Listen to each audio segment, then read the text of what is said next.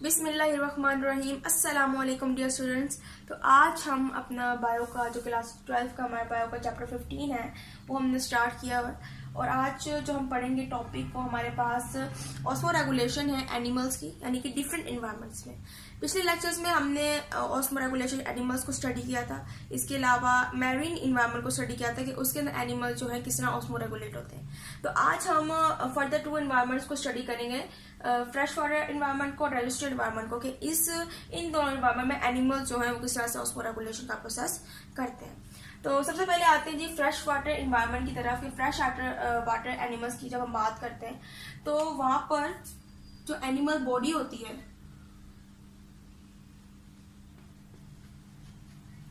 Animal body fluid होती है, mean के फ्लूइड होती है विद डिल्यूटेड सॉल्यूशन।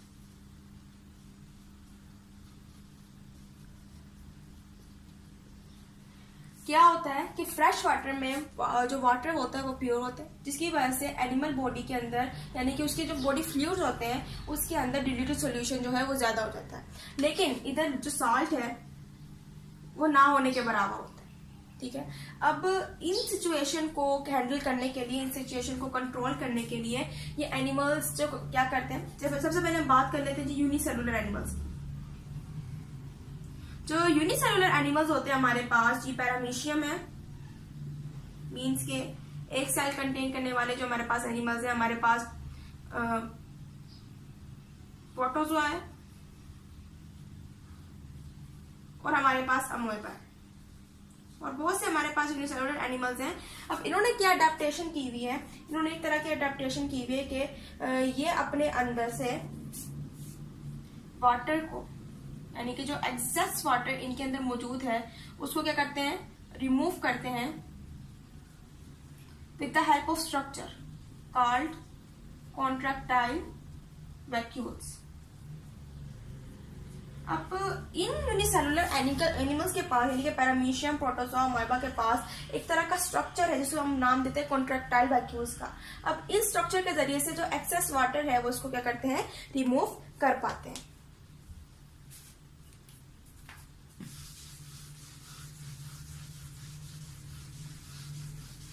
इसी तरह जब हम बात करते हैं जी दूसरे वर्टिब्रेट एनिमल्स, यानी कि दूसरे जो एनिमल्स हैं और फिशेस हैं हमारे पास फ्रेश वाटर में, अब वो किस तरह से इन सिचुएशन को कंट्रोल करती है कि एक्सेस वाटर को किस तरह से लॉस करती है और अमाउंट ऑफ सॉल्ट को किस तरह मेंटेन करती है।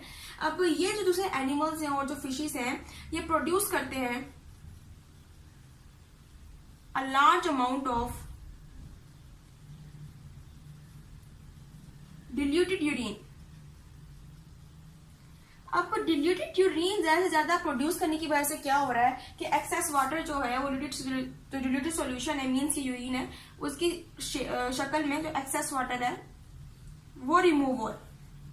ठीक है, तो इस तरह से क्या करते हैं, जो एक्सेस वाटर जो होता है इनके अंदर, जो बहुत ज्यादा वाटर मौजूद होता है, वो डिल्यूटेड यूरिन ज्यादा से ज्यादा प्रोड्यूस करके उसको रिमूव कर लेते हैं।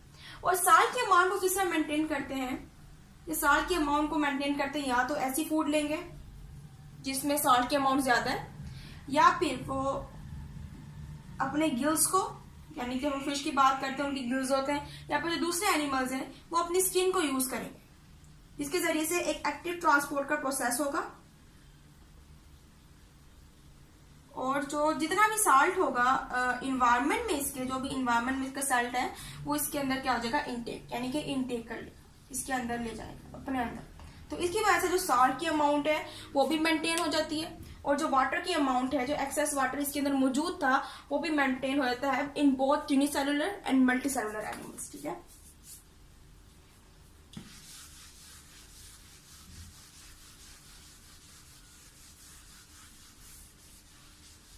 अब हम बात कर लेते हैं जी टेरेस्ट्रियल इन्वायरमेंट में जो एनिमल्स है वो किस तरह से सर्वाइव कर पाते हैं।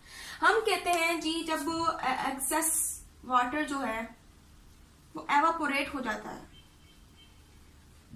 तो इसकी वजह से डिहाइड्रेशन होती है, और डिहाइड्रेशन हमारे पास वही पानी की कमी जिसे हम कहते हैं कि पानी जो है वो कम हो जाता है। अब ये डिहाइड्रेशन जो है ये सर्वाइवर के लिए मतलब कि बहुत ज्यादा मुश्किल होती है, यानी कि एक कोई भी एनिमल है वो इजीली सर्वाइव नहीं कर पाता अगर डिहाइड्रेशन हो जाती है। ठीक है, अब टेरेस्ट्रियल एनिमल्स की जब हम बात करते हैं तो उनके अंदर भी कुछ ना कुछ एडेप्टेशन है, एक डिजर्ट, एक ड्राई कंडीशन के हिसाब से, ड्राई इन्वायरमेंट के हिसाब से उन्होंने कुछ एडेप्टेशन की हुई है, जिसके जरिए से जो बहुत से जो इंसेक्ट्स, जिसको हम आर्थ्रोपोड्स कहते हैं, आर्थ्रोपोड्स हमारे पास जो इंसेक्ट्स होते हैं, और जो मुख्तलिफ वर्टिब्रेट्स होते हैं, यानी कि वर्टिब्रेट एनिमल्स जो होते हैं टेरेस्ट्रियल एनवायरनमेंट में, वो इजीली सर्वाइव कर पाते हैं। अब सबसे पहले जब मैं अडेप्टेशन की बात करती हूँ तो टेरेस्ट्रियल एनवायरनमेंट जो है वो कवर्ड होते हैं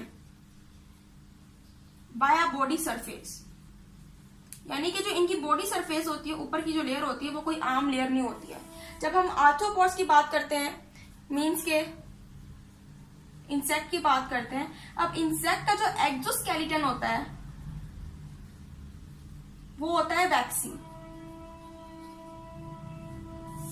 अब वैक्सी होने की वजह से, एक्सोस्केलेटन वैक्सी होने की वजह से जो इंसेक्ट है उसके अंदर से वाटर जो है वो इजीली लॉस नहीं होता, यानी कि वाटर जो है उसकी अमाउंट जो है इंसेक्ट के अंदर उतनी ही रहती है। अब वर्टिब्रेट्स की जब हम बात करते हैं तो इनके पास ये होते हैं multi layered dead skin cells, ठीक है ना। अब इनके पास क्या होता है, ज्यादा से ज्यादा स्किन सेल्स होते हैं, या फिर हम कह सकते हैं कि केराटिनाइज्ड स्किन सेल्स होते हैं, जिसकी वजह से जो वाटर है वो इजीली लॉस नहीं हो पाता है, ठीक है। तो इस तरह से वाटर के अमाउंट को अपने अंदर जो है वो मेंटेन करके रखते हैं, इस वजह से वाटर की अमाउंट इनके अंदर कम नहीं होती, डिहाइड्रेशन का प्रोसेस इनके अंदर बिल्कुल भी नहीं हो पाता। इस तरह जब बात करते हैं दूसरे एनिमल्स की, बहुत से एनिमल्स जो है टेरेस्ट्रियल एनवायरनमेंट में, कुछ एनिमल्स जो हैं, सम एनिमल्स उनके पास होती है जी मेटाबॉलिक एडेप्टेशन। मेटाबॉलिक एडेप्टेशन होने का मतलब क्या है कि कुछ एनिमल्स जो है हमारे इन्वायरमेंट में, हमारे टेरेस्ट्रियल इन्वायरमेंट में, जिसकी हम बात करते हैं जी, एक हमारे पास मैमल है, डिजर्ट मैमल की हम बात करते हैं, हमारे पास ये कैंगरू रैट। कैंगरू रैट हमारे पास एक टेरेस्ट्रियल मीन्स के डिजर्ट मैमल है। अब कैंगरू रैट किस तरह से सर्वाइव कर पाता है इस ड्राई कंडीशन में, ये वाटर जो है बिल्कुल भी ड्रिंक नहीं करता है, बल्कि ऐसे सीड्स लेता है, ऐसे प्लांट सीड लेता है, डिजर्ट प्लांट सीड्स लेता है, जिसके अंदर अमाउंट ऑफ कार्ब्स मीन्स के कार्बोहाइड्रेट की अमाउंट जो है वो ज्यादा होती है। अब जब कार्ब्स की अमाउंट ज्यादा होती है, मीन्स के कार्बोहाइड्रेट ज्यादा होता है, इसकी वजह से इनके अंदर प्रोड्यूस होता है वाटर ऑफ मेटाबॉलिज्म, जिसकी वजह से ये इजीली सर्वाइव कर पाते हैं, ठीक है। इस तरह से हम बात करते हैं इनकी यूरिनेशन का, मीन्स के जो इनका यूरिनेशन का प्रोसेस होता है वो कैसे होता है, यानी कि अगर यूरिन, ये ज्यादा से ज्यादा यूरिन करेंगे तो इनके अंदर जो वाटर की अमाउंट है उसके अंदर एक्सेसिव लॉस आएगा। लेकिन ये क्या करते हैं, जब ये यूरिन प्रोड्यूस करते हैं तो उसके अंदर साल्ट जो है वो ज्यादा होती है, मीन्स की यूरिन क्या होती है, कंसंट्रेटेड, ठीक है, कंसंट्रेटेड होती है यूरिन, जिसकी वजह से अमाउंट ऑफ साल्ट ज्यादा हो जाती है। और जब यूरिन नीचे पास हो रही होती है, जिसकी अब कंसंट्रेटेड यूरिन होने की वजह से जो फिल्टर्ड वाटर होता है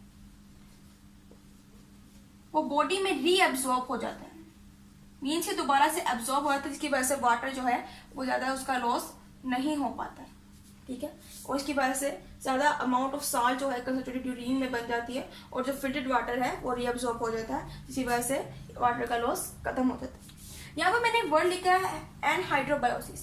अब ये एनिमल्स जो कि टेरेस्ट्रियल एनवायरनमेंट में रह पाते हैं, सर्वाइव कर पाते हैं, उनकी कैरेक्टरिस्टिक्स को देखते हुए हमने नाम दिया है एनहाइड्रोबायोसिस का।